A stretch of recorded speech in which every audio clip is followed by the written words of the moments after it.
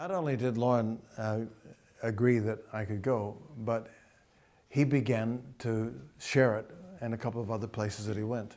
And I also wrote to my best friend and said he wasn't really a believer yet, but I figured if he went with us to Afghanistan, he'd get saved. So I wrote to him, so why don't you go with us, Doug? And it worked. You know, he came, got his life sorted out. So Doug decided he would join, and then another couple decided, and then a single guy, and two young women from here in England. We told them about it. You know, somehow we got the word out, and God was just speaking to people. So we ended up being a team of 7, but only 5 of us were going to go overland. And when we got to be 5, then Lauren said, look, I think I can let you have one of the Volkswagen microbuses for the summer.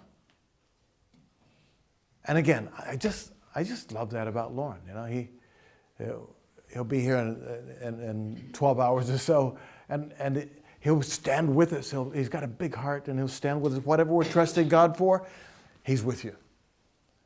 And so he very generously let us have one of the Volkswagens. I think we had 3 Volkswagens in YWAM at the time, and we drove to Afghanistan. Well, I thought it was a great adventure. But at the beginning, it could have been a little bit clearer about who was responsible for what on our team, but it wasn't. So, you know, I'd had the vision, but I'd never been anywhere, and I was only by this time 22 years old and totally inexperienced.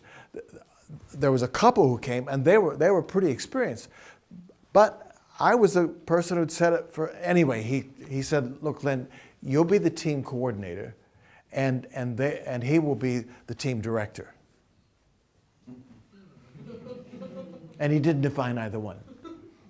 But you know, there was lots of room for many leaders because it was a van. It was a micro bus. So there's a lot of room in there for a lot of leaders. So I didn't mind because I thought the other guy was great and he had lots of experience and all, but I was not a sensitive person. I didn't read other people well at all, and I had strong opinions. So when it came time to decide where we would stop or which road we would go on, we were on dirt roads most of the time, no signs. So you had to guess, you know, which way is Afghanistan? I would go left, and I think right, you know. So, you know, and most of the time, you know, whatever he thought we should do, I thought we should do the other, you know. So, but I honestly thought we were getting along pretty well. But it was a hard trip. We were 21 days on the road, and a fair amount of that was driving overnight too.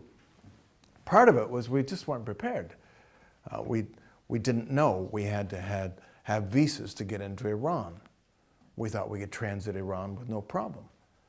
So we've been told. But we got to the Iranian border and they turned us back. So we had to go clear back into Turkey, find a consulate, get a visa, go back. Wherever we went, there were hippies on the road, traveling east, traveling east, traveling east. And we talked to them. We talked to them about Jesus. Some interested, most not. Just looking for the next bit of drugs to smoke or guru to find. But we've been on the road about 10 days, having been turned back from Iran, and we're headed back towards Iran. And just this side, on the Turkish side of the Iranian border, is one of the most magnificent sights you'll ever see. It's Mount Ararat, rising out of a plain that's about 5,000 feet high, but Ararat is like 16 or 17,000 feet. That's a big mountain coming out of a plain. So we stopped one morning, this crystal clear morning, looking out on Mount Ararat, back of the Volkswagen open, fixing breakfast. Idyllic scene, right? Absolutely. I was fixing breakfast. Breakfast was cornflakes with powdered milk. And the powdered milk had been pretty lumpy until then. And for some reason, I thought it would be a good idea to read the instructions. So I read the instruction, and I realized I'd been making the powdered milk wrong. We'd all been making the powdered milk wrong because we'd, put the milk, put the powder in a container, put a little water in until you make it kind of into a paste, and then you put more water in, and the paste floats, right? And that's your powdered milk. And the instructions said, put the water in, sprinkle the powder over the surface, and whisk it in. Well, we had a whisk. Wonderful coincidence. So I was in the process of sprinkling the powder over the surface when the team director or coordinator, whichever one I wasn't, came by and said, what are you doing? And I said, I'm making the powdered milk. He said, don't do it that way. We've been driving all night, a bit impatient, a bit irritable. It'll be lumpy, he said. And I said, it's already been lumpy. This is what the directions say, so I'm going to make it this way. And he lost it. But he didn't shout at me, he whispered at me. That is, he put his lips right up next to my ear and through gritted teeth said, are you going to obey me or are you going to rebel all summer? You really could have just pushed me over like that and I would have fallen. I was absolutely shocked. I thought we were getting along fine. The more I thought about it, the more I realized, right, I had disagreed with him on almost everything he'd decided. And of course I've been right most of the time. But the feeling of injustice at that exchange became a little bit of a poisonous root, you know? And what I decided in the next few minutes after he said that, as I decided, you have no idea what rebellion looks like. But I'll show you. I'll show you. And I made life miserable for him and his wife for the rest of the summer. Me and my friend Doug. So we had a team of 5, split 2 and 2, with one guy not sure who he was with. And of course, you know, the icy edge between us was obvious to everybody. And here we were talking about Jesus, and Jesus loves you, but we don't love each other. You know? And really, you know, if you're on a team and you don't have unity, quit. Just stop. You know, go home. If you're not prepared to sort it out, go home.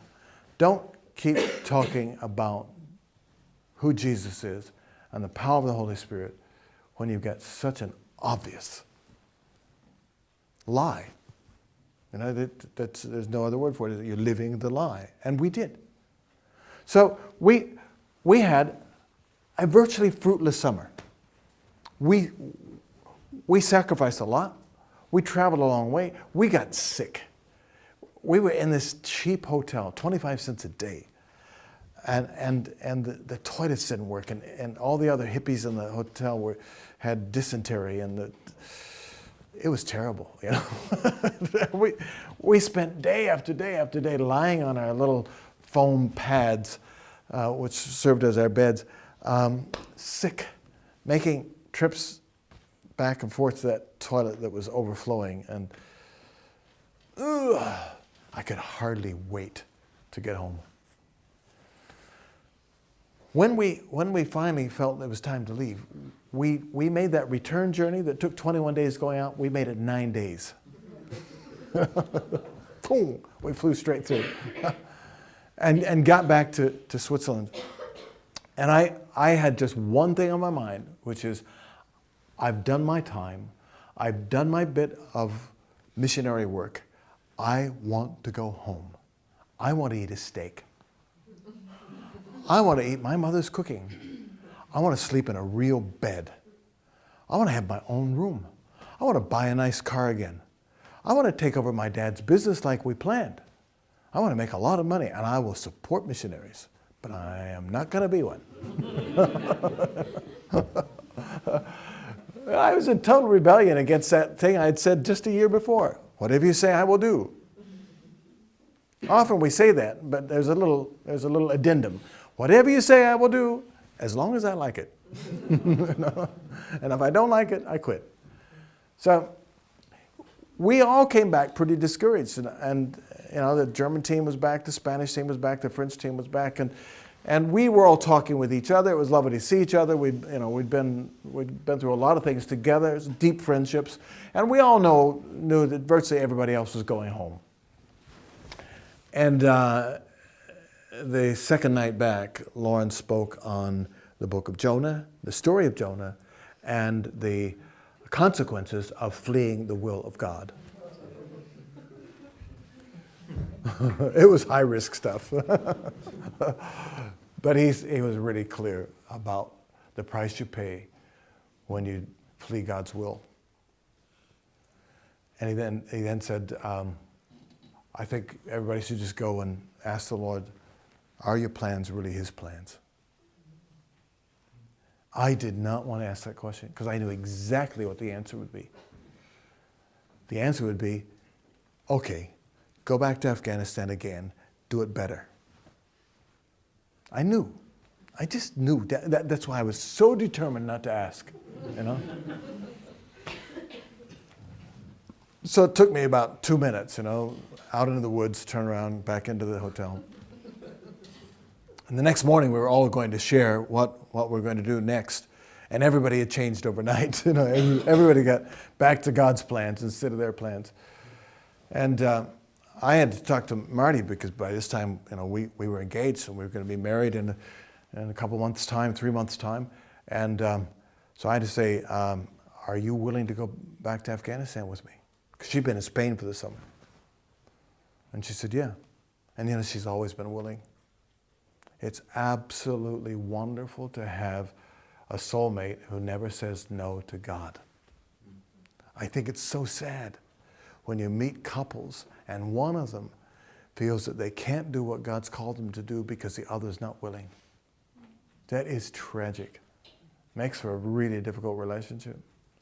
I think one of the most important conditions for getting married is, are you both sold out to God's will? And if the answer is you are, but you're not sure about the other person, I can tell you celibacy is a better life.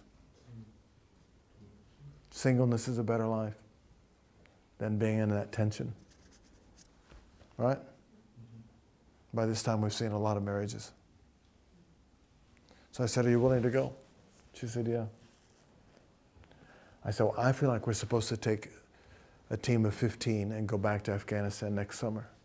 And she said, okay, let's do it. I don't know why 15. I just felt like that's what God said. And that's what happened. But let me tell you a little bit of what went on in between.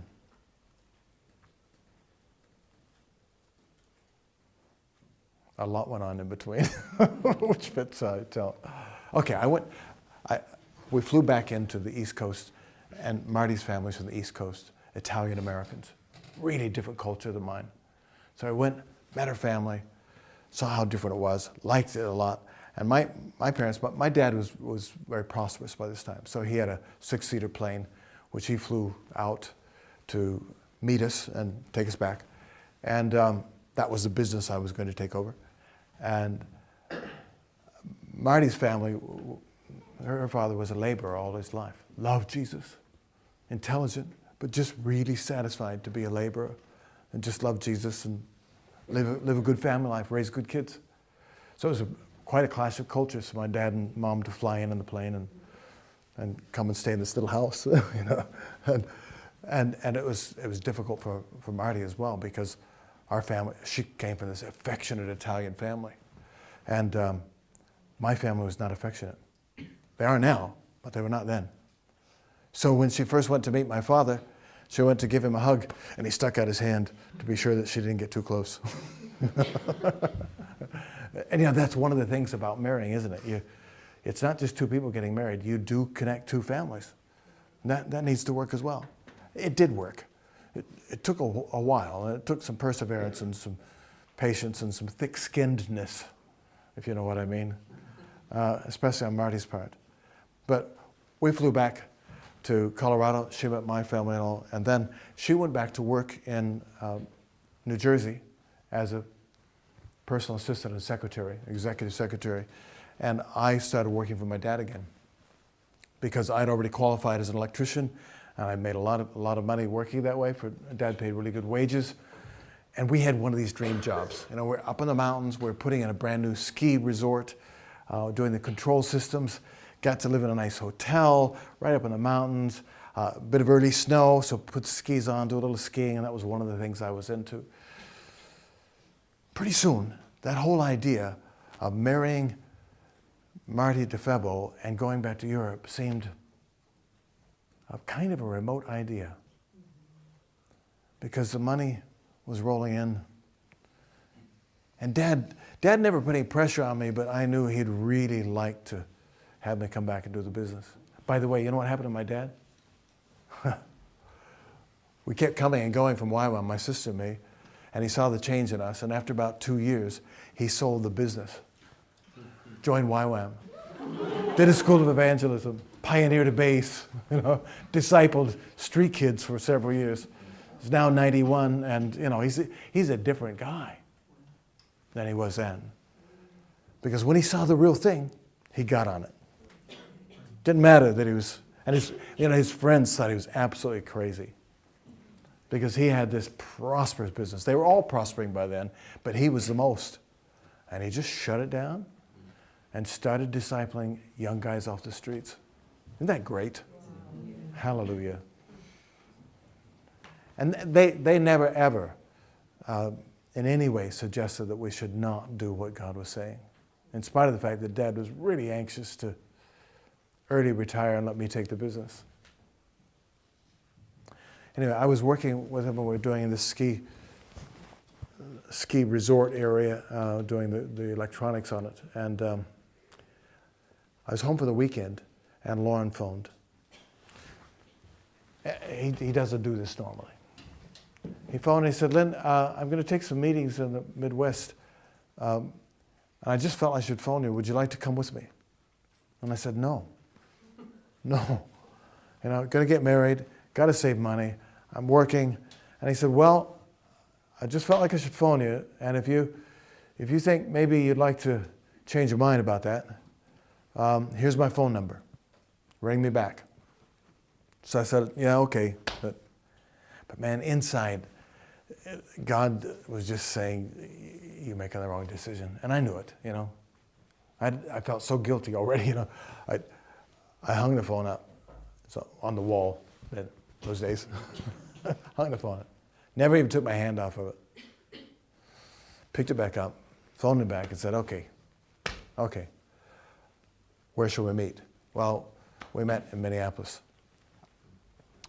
So I thought, you know, this is my thought process, because I wasn't used to trusting God for finances. We'd sacrifice and got through that year by giving all of our Christmas money and Easter money and little bits and pieces that were provided, but hadn't seen any real financial miracles. And I thought, you know, somehow the money's got to work here. So I guess Lauren will go to big churches and they'll take up offerings, and he knows that I need some money to get back across to Switzerland, and to get to Afghanistan. So, you know, I trust he'll split the offerings with me somehow. So, you know, we spoke in this big church. I did a little testimony, and then he would preach, and then we were due to go down to another one. He said, you know, I'm due in Chicago, but I've also got a commitment in Eagle Grove, Iowa, which is not exactly like Chicago. He said there's a Pentecostal church there that I'm supposed to be in on Sunday morning. Why don't you go to Eagle Grove, and I'll go to Chicago, and I'll see you at your wedding. He abandoned me. He lured me out to travel with him, and he abandoned me. I mean, you know, what kind of leadership is that? I'll tell you next time we get together.